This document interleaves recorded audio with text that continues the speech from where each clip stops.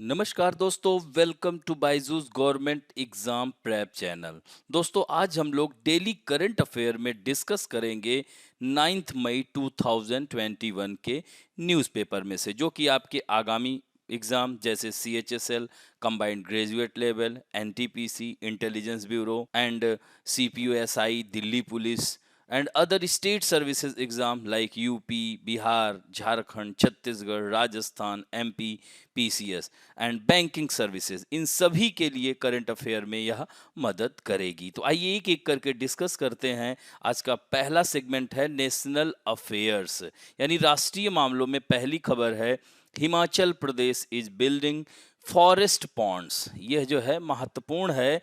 यह पर्वत धारा योजना के तहत हिमाचल सरकार ने 20 करोड़ रुपए के तहत इसमें खर्च कर रही है। Harvest rain water to replenish ground water, यानी भूजल की कमी और वर्षा जल की कटाई के लिए वन तालाबों का निर्माण किया जा रहा है। तो यह निर्माण किस योजना के तहत किया जा रहा है, ध्यान रखेंगे, पर्वत धारा योजना के तहत। तो इसमें सरकार ने 20 करोड़ रुपए के परिव्यय के साथ जल स्रोतों के कायाकल्प और वन विभाग के माध्यम से एक्वाफायरों को रिचार्ज करने की यह पहल है। और इसमें शुरुआती में बिलासपुर, हमीरपुर, जोगिंद्रनगर, नाचन, पार्वती, नूरपुर, राजगढ़, नालागढ़, ठियोग, डलहौजी में 10 वन प्रभागों में काम शुरू किया गया था। तो दोस्तों, यह जिले हैं। योजना के तहत मौजूद तालाबों की सफाई और रखरखाव भी किया जाएगा, यानी under this scheme cleaning and maintenance of the existing ponds has been done, यानी जो अभी वर्तमान में उपस्थित हैं डैम या बांध, उन बांधों को रखरखाव और सफाई का कार्य भी इसी योजना के तहत किया जाएगा। और the objective of the scheme is to increase the water level while retaining water for maximum duration, यानी इस योजना का उद्देश्य ही है कि अधिकतम अवधि के लिए पानी को बरकरार रखते हुए जल स्तर को बढ़ाना है। फल देने वाले पौधों को लगाकर हरित आवरण में सुधार के प्रयास भी किए जा रहे हैं। तो दोस्तों, जैसे कि हिमाचल प्रदेश में 32 से 33 वन्य जीव वाइल्ड लाइफ सेंचुरी हैं, 5 राष्ट्रीय उद्यान हैं, जैसे पिन वैली सुना होगा, ग्रेट हिमालयन नेशनल पार्क सुना होगा, इंद्री किला नेशनल पार्क। तो इस तरह से यहाँ पर 5 राष्ट्रीय उद्यान हैं। हिमाचल प्रदेश में ही महत्वपूर्ण नदियाँ जैसे चेनाब नदी बारालाचाला दर्रे से निकलती है, रावी नदी रोहतांग दर्रे से निकलती है, वहीं निकट ब्यास कुंड से ब्यास नदी भी निकलती है, और सतलज नदी राकसताल से होते हुए आती है, और यह हिमाचल प्रदेश के शिपकीला दर्रे से भारत में प्रवेश करती है। तो हिमाचल प्रदेश, और दोस्तों हिमाचल प्रदेश सबसे अधिक ग्रामीण क्षेत्र यानी सबसे कम नगरीकृत राज्य है, यानी least urbanise state in the country is Himachal Pradesh. According to 2011 census, 2011 के आंकड़ों के आधार पर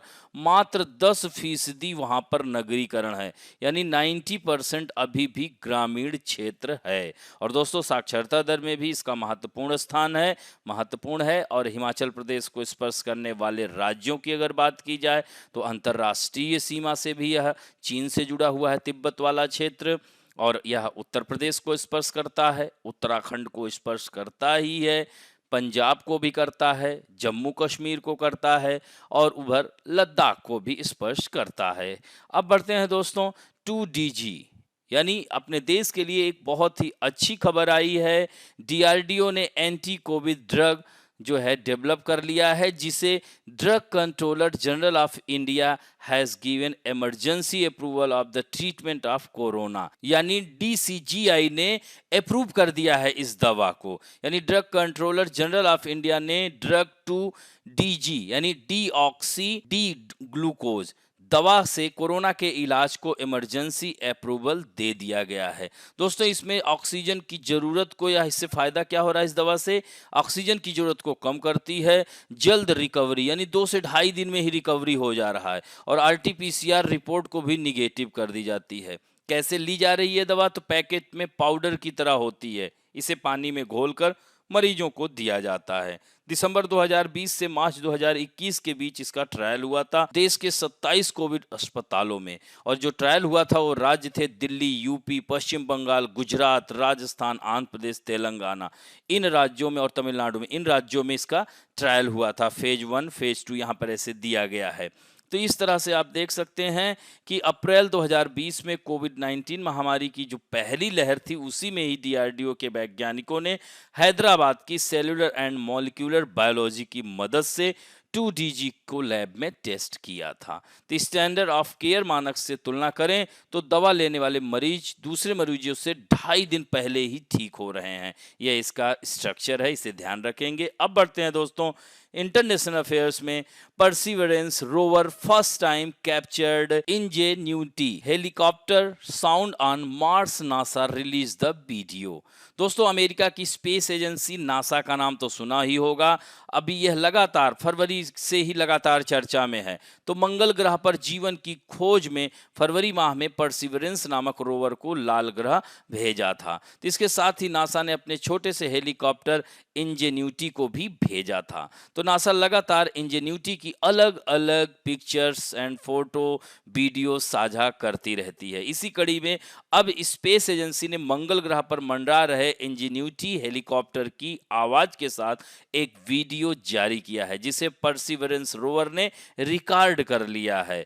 तो यह एक अच्छी खबर आ रही है। वीडियो में इंजेन्यूटी की आवाज किसी मच्छर के भिनभिनाहट की तरह सुनाई दे रही है। ऐसा पहली बार हुआ है जब मंगल ग्रह पर परसिवरेंस रोवर ने इंजेन्यूटी हेलीकॉप्टर की आवाज को कैद किया था। इसमें 3-4 फैक्ट हैं, इन्हें ध्यान रखेंगे। और दोस्तों नासा की स्थापना 29 जुलाई 1958 को हुई थी। यह अमेरिकी सरकार के जुरिडिक्शन में आता है। इसका हेडक्वार्टर वाशिंगटन डीसी है और इसके फाउंडर थे ड्वाइट डी आइजनहावर। ये ध्यान रखेंगे। अब बढ़ते हैं दोस्तों। World largest cargo plane leaves UK with 3 oxygen unit and 1000 ventilator for India. दोस्तों कोरोना की दूसरी लहर ने पूरी तरह से भारत को अपने आगोश में ले लिया है।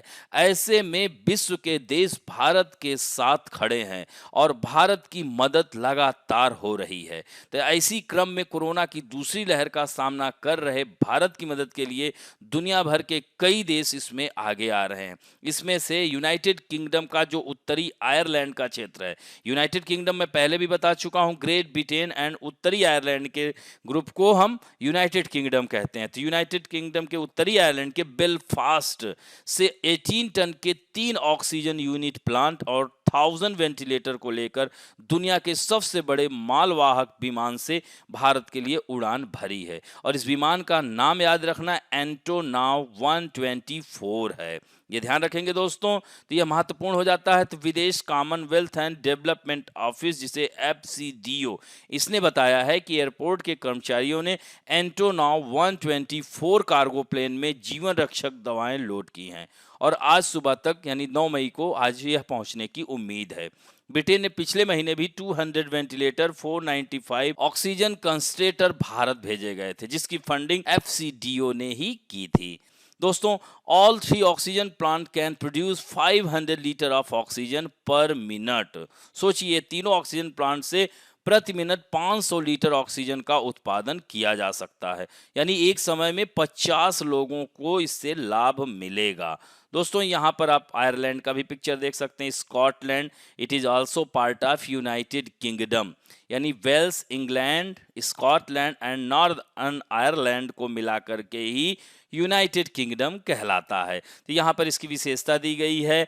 एंटोनॉव AN 124 एक बड़ा एयरक्राफ्ट है। इसमें 4 इंजन लगे हैं। इसे 1980 में एंटोनॉव डिजाइन ब्यूरो ने डिजाइन किया था। यह ब्यूरो यूक्रेनियन SSR में स्थित है, जो पहले सोवियत संघ का हिस्सा था। इसके यह कुछ फैक्ट है, इन्हें ध्यान रखेंगे। अब बढ़ते हैं दोस्तों वेरियस नेशन इंटरनेशनल पर्सनालिटी में। असम में लगातार चर्चा में चल रहा था कि कौन मुख्यमंत्री होगा। भारतीय जनता पार्टी दूसरी बार वहां चुनाव जीत करके आई है।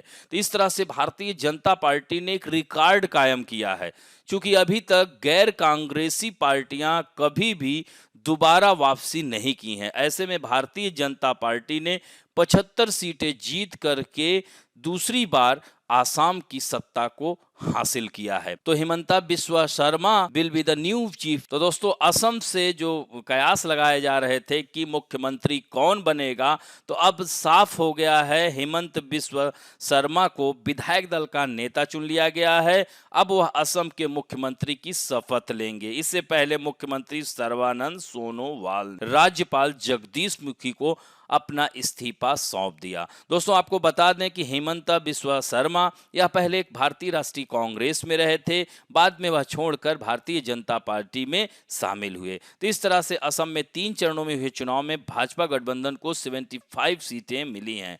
सर्बानंद सोनोवाल ने कांग्रेस नेता को 43,000 सराया। कहां से? माजुली से। और दोस्तों माजुली सुना होगा, यह असम का 33वां डिस्ट्रिक्ट और भारत का पहला रिवर आइलैंड है, यानी world largest river island is Majuli island सुना होगा। यह ब्रह्मपुत्र नदी पर स्थित है।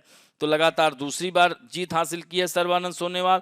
तो वहीं जो आने वाले मुख्यमंत्री हैं हेमंत बिस्वा शर्मा ने कांग्रेस के रोमेन चंद्र बैर ठाकुर को 1 लाख से अधिक मतों से हराकर जालू कबारी सीट पर कब्जा किया। तो इस तरह से यह मुख्यमंत्री के प्रबल दावेदार थे और अंतिम मोहर लग गई है। अब बढ़ते हैं दोस्तों, Vijay Goyal to take over as CMD of THDCIL, यानी THDC इंडिया लिमिटेड ने घोषणा की है कि विजय गोयल अध्यक्ष और प्रबंध निदेशक के रूप में पदभार ग्रहण करेंगे। और दोस्तों यह 1 मई से ही इनका शुरू हो गया और इनका 35 ईयर का जो है अनुभव है। During his tenure as general manager he also been in charge of corporate communication, law and arbitration functions.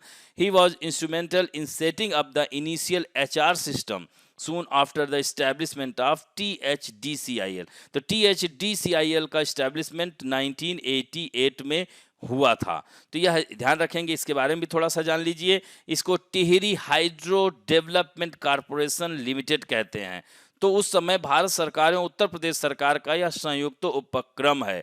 1988 में इसकी स्थापना की गई थी, यानी 75 और 25 का रेशियो है, ये ध्यान रखेंगे। अब इसका हेडक्वार्टर ऋषिकेश उत्तराखंड में है, क्योंकि उस समय जो है उत्तर प्रदेश का बंटवारा नहीं हुआ था। वर्ष 2000 में उत्तर प्रदेश से उत्तराखंड निकला है। अब बढ़ते हैं दोस्तों बुक्स एंड अवार्ड्स में। आज हमने पिछले महीने की महत्वपूर्ण पुस्तकों को लिया जो चर्चा में रही।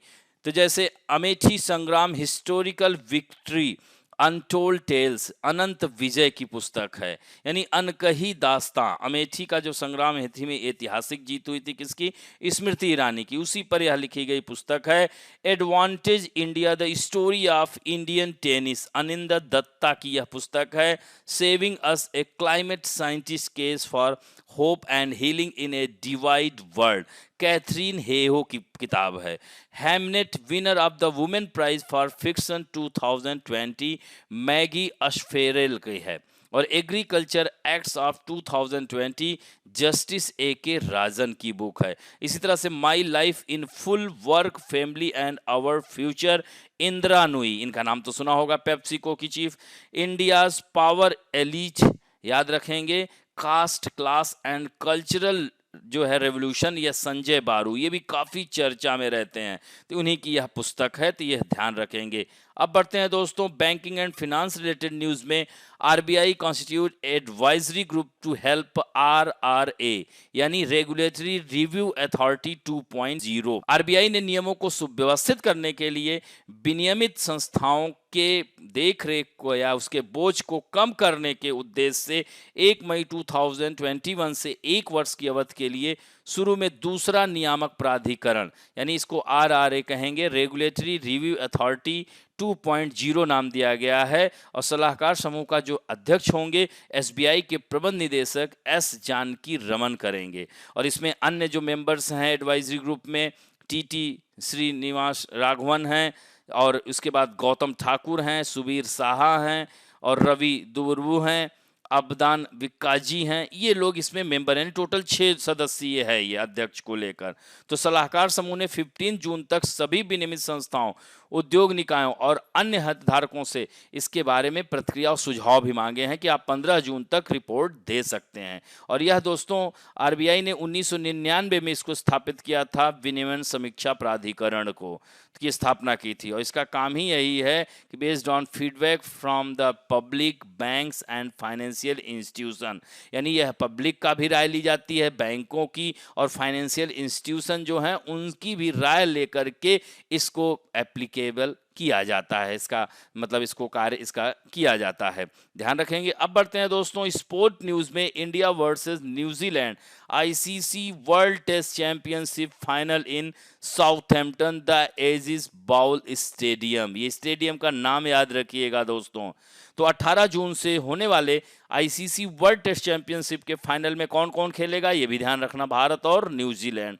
और भारत और न्यूजीलैंड की बात की जाए तो अभी तक कुल टेस्ट सीरीज 21 हो चुकी हैं, जिसमें भारत 11 जीता है, न्यूजीलैंड 6, 4 ड्रॉ रहे हैं।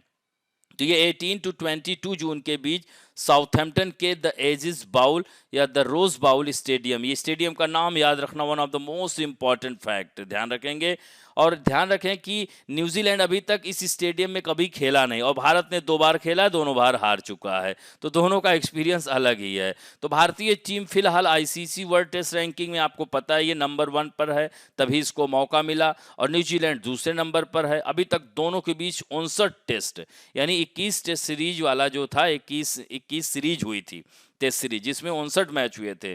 तो इसमें जो है याद रखना भारत ने 21 जीते हैं, न्यूजीलैंड ने 12 और 26 ड्रॉ रहे हैं। तो दोनों के बीच हुए पिछले 10 टेस्टों में भारत ने 6 और न्यूजीलैंड ने 3। तो एक तरह से देखा जाए तो भारत का भी पलड़ा भारी है, लेकिन दोस्तों यह पिच ऐसी है कि इस पर फास्ट बॉलर ज़्यादा चलेंगे।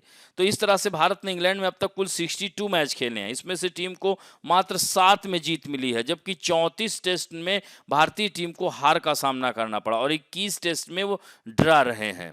तो इस तरह से आप समझ सकते हैं कि वहाँ की पिच कितनी फास्ट है। तो ऐसे में हमें उसी प्रकार के बॉलर्स को उतारना पड़ेगा। हालांकि न्यूजीलैंड का भी रिकॉर्ड बहुत अच्छा नहीं है। इंग्लैंड में 54 टेस्ट मैचों में मात्र 5 टेस्ट जीते हैं, 30 हारे हैं और 19 ड्रॉ रहे हैं। तो द एजिस बाउल ग्राउंड की पिच पर हमेशा तेज गेंदबाजों का, जो तेज बॉलर्स हैं उनका प्रभाव रहा है। तो सबसे ज़्यादा विकेट लेने वाले टॉप 10 गेंदबाजों में 8 पेसर्स बॉलर्स, सिर्फ 2 ही स्पिनर हैं, यानी स्पिनर्स को यहाँ पर ज़्यादा फायदा नहीं मिलेगा। तो इस तरह से साउथहैम्पटन में अब तक 6 टेस्ट मैच खेले गए हैं, जिसमें से 3 में नतीजा निकला है, जबकि 3 ड्रॉ रहे हैं। तो इस तरह से 2 मैच में पहली जो बल्लेबाजी करने वाली टीम जीती है, जबकि एक में बाद में बैटिंग करने वाली। तो यह है, इस तरह से आप देख सकते हैं कि टॉस भी बहुत महत्वपूर्ण होगा। जो टॉस जीतेगा उसी को जो है, और वो जो बैटिंग पहले लेगा तो उसके जीतने के चांसेस ज़्यादा होंगे। और मजबूत बॉलर तथा बैट्समैन यानी पूरी रक्षा पंक्ति को मजबूत करते हुए खेलना होगा, तभी टेस्ट चैंपियनशिप का पहला जो विश्व टेस्ट चैंपियनशिप हो रहा है उसमें भारत जीत हासिल कर सकता है, क्योंकि उसके सामने भी एक बहुत ही मजबूत टीम है न्यूजीलैंड की। इसे ध्यान रखना होगा। अब बढ़ते हैं दोस्तों इंपॉर्टेंट डेज में। कल ही मनाया गया है, हालांकि यह हमेशा मई के दूसरे शनिवार को यानी 10 मई 2006 को वर्ल्ड माइग्रेटरी बर्ड्स डे मनाया जाता है। तो पक्षियों के संरक्षण के लिए संयुक्त राष्ट्र संघ ने 2006 से इसे मनाने की घोषणा की थी। फिर 2018 में इसे 2 बार यानी मई और अक्टूबर में दूसरे शनिवार को यानी सेकेंड सैटरडे को, और वह कल था।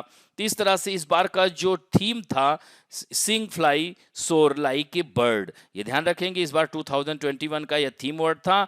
और दोस्तों इस दिन को मनाए जाने का उद्देश्य है कि प्रवासी पक्षियों के बारे में जागरूकता बढ़ाना, उनके संरक्षण के लिए अंतर्राष्ट्रीय सहयोग के महत्व के बारे में देशों को जागरूक भी करना। और यह दिवस 2 संघों और एक गैर लाभकारी यानी एनजीओ द्वारा मनाया जाता है। Convention on conservation of migrating species of world animal, इसी तरह से African Eurasian water bird agreement और इन्वायरमेंट फॉर द अमेरिका यानी EFTA एनजीओ है, ये ध्यान रखेंगे। तो ये सब मनाते हैं।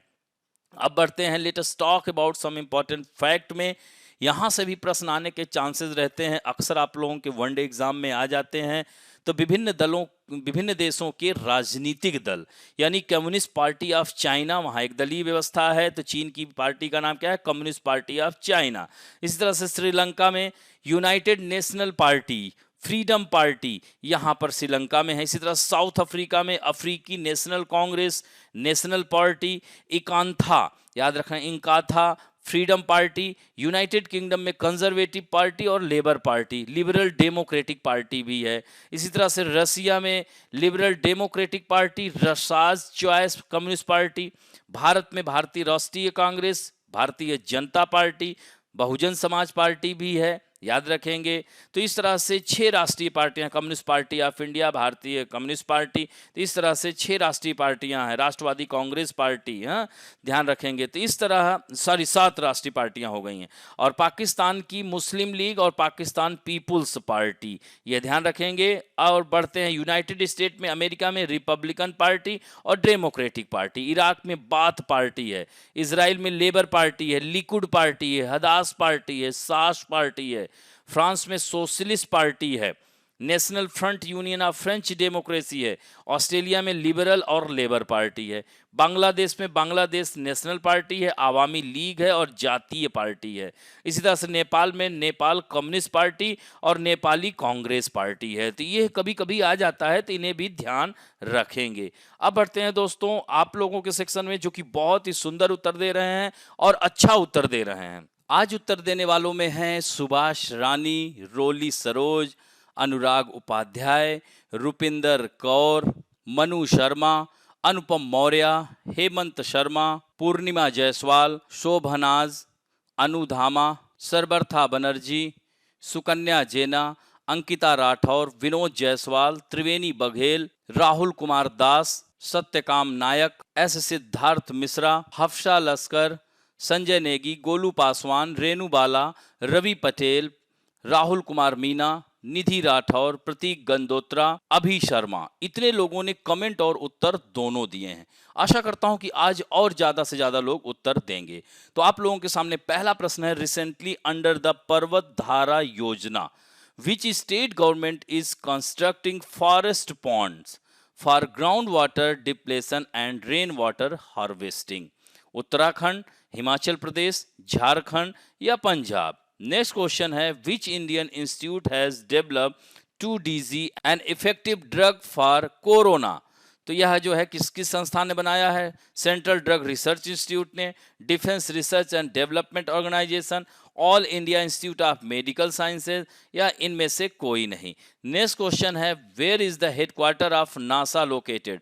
Chicago, Washington DC, Los Angeles, New York? And next question है, from which city of United Kingdom did come to India with life-saving medicine in the world's largest cargo plane Antonov 124? Glasgow से आ रहा है, लंदन से, या Belfast से, या Manchester से?